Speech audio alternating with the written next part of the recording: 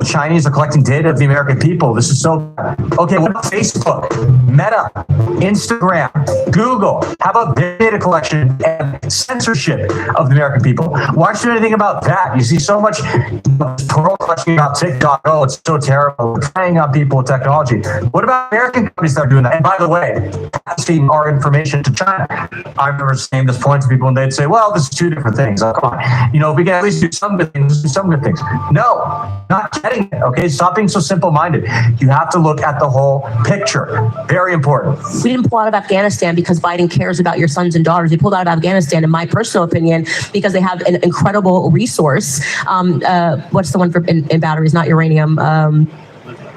Lithium, and they need for and they're going to mine it, and this is why they're pushing all of this ESG agenda.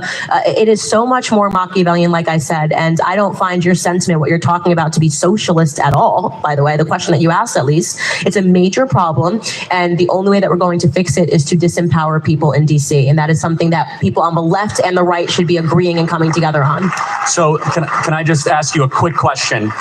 So you're a socialist that is worried about some government activity. Do you trust the government? Not at all, no. Then what?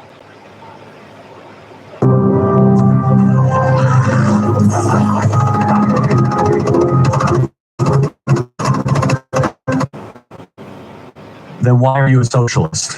Well, because I understand socialism not as that. I don't understand socialism as being pro. I distrust hierarchies, right? And I think that a socialist, what they want is that they want more democracy. You want the people to be the ones in power. Now they do say the dictatorship. It is so true. No risks. And what makes it sinister is that they will make points act like it's in somebody else's interest in order to. Oh, it's freedom and democracy, liberal democracy, whatever that means. We got to protect them. Yeah, democracy, right? Democratic Ukraine. And this guy is unfortunately not from Candace Owens. Socialism does not do anything to take away from authority's power. In fact, it is more. And that, my friends, is a very scary thing. You study what socialism actually. I know what it's sold at. What they bill it as, right? When the bill says it's going to be amazing people to have power, you got to check in with Venezuelans. Maybe it's a starting point. Check in with the Cubans who believed in Fidel Castro. Check in over the last 100 years. How many people have died because they sold them a narrative.